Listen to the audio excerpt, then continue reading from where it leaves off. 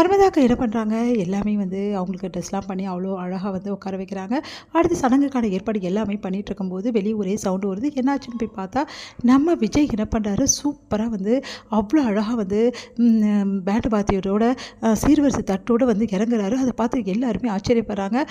இந்த பையன் எதுக்கு இப்படிலாம் பண்ணோம் அப்படின்னு சொல்லிட்டு செம்மையாக டென்ஷன் ஆகிறாங்க சாரதா. உடனே வந்து சாந்தி வந்து வாங்க தம்பி அப்படின்னு சொல்லிட்டு வரவேற்கிறாங்க விஜயை. அடுத்து வந்து தம்பி கலக்கிட்டாரு, இப்படி தானே இருக்கணும் அப்படின்னு சொல்லிட்டு சாந்தி விஜயை பற்றி ரொம்ப பெருமையாக பேசுகிறாங்க. இதெல்லாம் பார்த்துட்டு வந்து பங்கஜ மாமிக்கு ஒன்றும் புரியல. ஏன் விஜய் இதெல்லாம் செய்கிறான் அப்படின்னு சொல்லிட்டு யோசிச்சுட்டு இருக்காங்க. அடுத்து வந்து எல்லா தட்டுமே சீர்வரிசையில் எடுத்து வந்து இறக்குறாங்க. அதுக்கப்புறம் வந்து மேடம் எப்படி இருக்கீங்க அப்படின்னு சொல்லிட்டு ஆஃபீஸ் கொள்ளிட்டு எல்லாருமே கேட்குறாங்க. நல்லா இருக்கேங்க அப்படின்னு சொல்லிட்டு சொல்கிறாங்க நம்ம காவேரி. அடுத்து வந்து இங்கே காவேரி பார்த்து முறைக்கிறாங்க சாரதா. ஐயோ அம்மா வேறு இப்படி முறைக்கிறாங்களே, இவர் வேறு இப்படி பண்ணுறாரு, என்ன பண்ணுன்னு தெரியலையேன்னு சொல்லிட்டு காவேரி முடிக்கிறாங்க.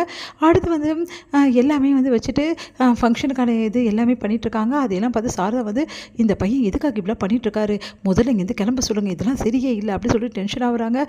அத்தை ஒன்றுமே பண்ண முடியாது அத்தை இப்போது, ஏன்னா வந்து எல்லாருமே வந்திருக்காங்க, இப்போ நம்ம என்ன பண்ண முடியும், இப்போ பிரச்சனை வேணாம் அத்தை அப்படின்னு சொல்லிட்டு வந்து சொல்லிட்டு இருக்காரு. குமாரோட நிவீனும் வந்து என்னென்ன இப்படி பண்ணிட்டுருக்காரு இவர், ஏற்கனவே அத்தை இப்போ மேலே கோவமாக இருக்காங்க, இதெல்லாம் பார்த்தா இன்னும் அதிகமாகிடுமே, என்ன சொல்கிறது, விஜய் பண்ணுறதெல்லாம் கொஞ்சம் கூட சரியில்லை, இப்போ கொஞ்ச நாள்லேயே விஜய் வந்து ரொம்ப பண்ணிகிட்ருக்காரு, அதனால் அத்தைக்கு ரொம்ப டென்ஷன் அதிகமாகுது, இப்போவும் பாரு இப்படி பண்ணிகிட்ருக்காரு, இப்போ என்னடா பண்ணுறது அப்படின்னோடனே நம்மளால் ஒன்றும் பண்ண முடியாது, வேடிக்கை தான் பார்க்க முடியும், வேறு என்ன பண்ணுறது அப்படின்னு சொல்லிட்டு இருக்காரு.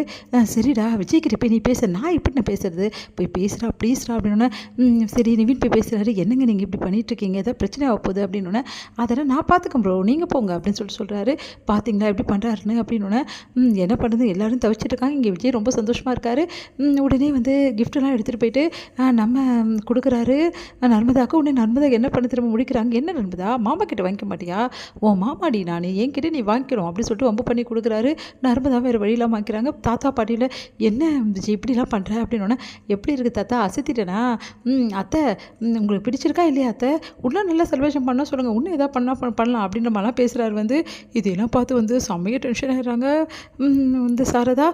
உடனே வேறு வழி இல்லாமல் அமைதியாக இருக்காங்க. அடுத்து நலுங்க வைக்கணும்னு சொல்லிட்டு எல்லாருமே வந்து நலுங்க வைக்கிறாங்க. அப்போ வந்து விஜய் வந்து தனியாக இருக்கார். அப்போ சாந்தி என்ன பண்ணுற சொல்கிறாங்க, விஜய்க்கு கூட பக்கத்தில் போய் நின்று நலுங்கு வைடி, சும்மா நிற்கிற புருஷன் கூட தான் நிற்கணும், பாத்தியா உன் அக்கா தங்கச்சிங்களா அப்படின்னு சொல்லிட்டு சாந்தி சொன்னோன்னே காவேரி அமைதியாக இருக்காங்க. அப்போ விஜய் வந்து என்ன பண்ணுறாரு, காவேரி வா காவேரி, அதான் வந்து சொல்கிறாங்கல்ல எல்லாரும் வா அப்படின்னு சொல்லிட்டு கையை பிடிச்சி இழுக்கிறாரு. நம்ம போய் சேர்ந்து கொடுக்கலாம் எல்லாமே, இங்கே பாரு சடங்கு கடை எல்லாமே வாங்கி வச்சு, எல்லாம் வாங்கியாச்சுல, எல்லாம் வாங்கியாச்சு அப்படின்றாங்க.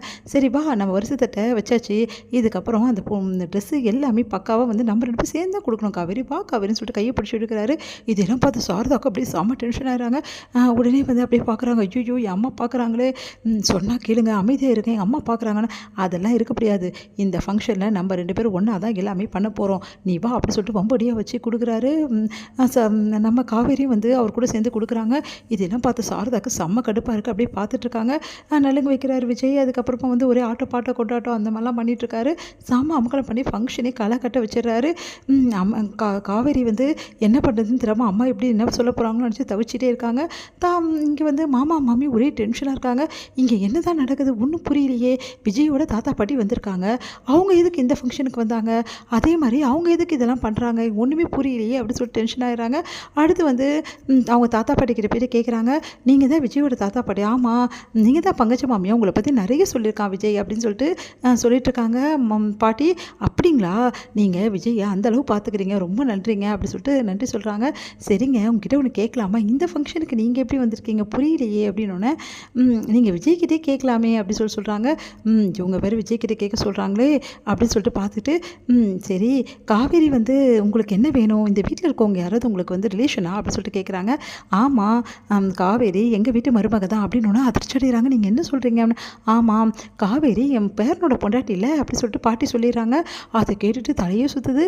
மாமிக்கு இவ்வளோ நாள் இதை மறைச்சி வச்சுருந்தாங்களே இவங்க, ஓ அதனால தான் விஜய் வந்து சுற்றி வரானா, பொண்டாட்டிக்காக வந்திருக்கேன்னு சொன்னதெல்லாம் உண்மைதானா, அதனால் இது தெரியாமல் போச்சு அப்படின்னு சொல்லிட்டு மாமா கிட்ட வந்து பங்கஜ மாமா எல்லா விஷயத்தையும் சொன்னாங்க. மாமா அதிர்ச்சி அடைகிறார். நீ என்ன சொல்கிற அப்படின்னு சொல்லிட்டு ஆமாங்க இதுதான் உண்மை அப்படின்றாங்க.